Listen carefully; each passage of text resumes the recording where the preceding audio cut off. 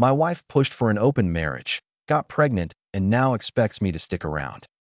I never thought my marriage would end like this. I was married to my wife, let's call her Emily, for just over 2 years.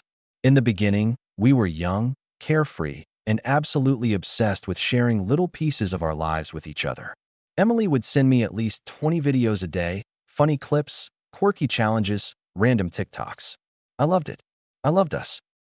Eventually, though, things started to change. She began sending me videos and podcasts about open marriages. At first, I laughed it off. This isn't us, I told her. But she kept at it, gently nudging me to see it as something exciting, a way to explore life while we were still young. She said it could bring us closer, let us experience freedom before we settled down, had kids, and got stuck in a routine. We had long talks about it.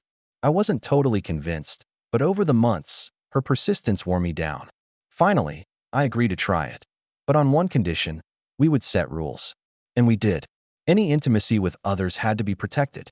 Nothing would happen in our house. And if one of us got involved with someone else, we wouldn't share details, and we'd have a 30-day pause before getting intimate again. We even promised to see a doctor to stay safe. At first, it seemed harmless.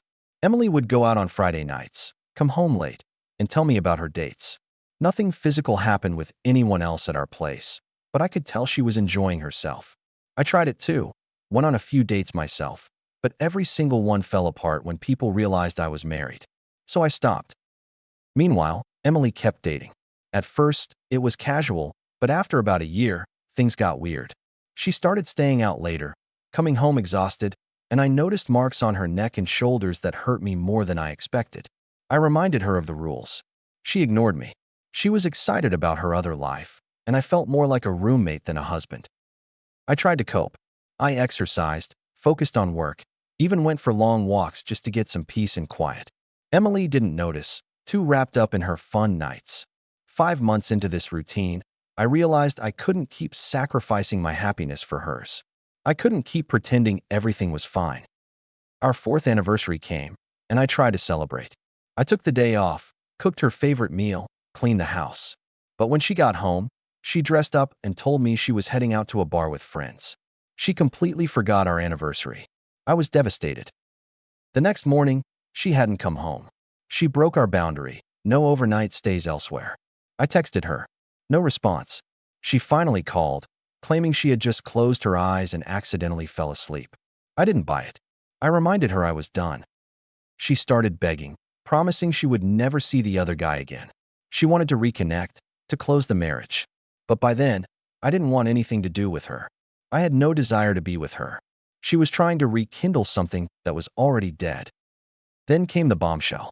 A few weeks later, she came home with a huge smile, saying, "We're pregnant." I froze. I didn't know what to say. My mind raced, trying to process what she thought she was doing, what I had tolerated, and how far we drifted apart. I realized it didn't matter that she was pregnant by someone else. I had reached my breaking point. I filed for divorce. She begged, pleaded, promised she'd change, but I was firm. My decision was made. I wasn't going to compromise my life and sanity anymore. For a while, living together was unbearable. Every night, she'd try to rekindle intimacy. I refused.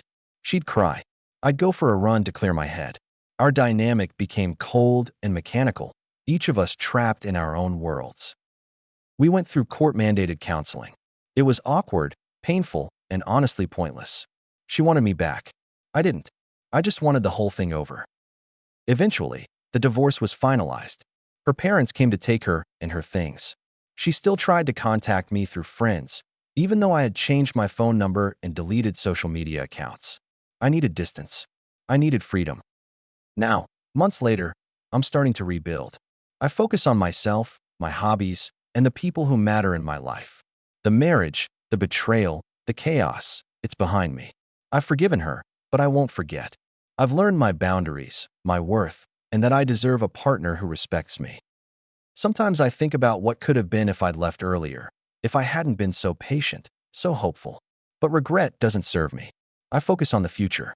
I focus on the life I want to build without manipulation or lies. And even though Emily made choices that hurt me deeply, I know I made the right choice.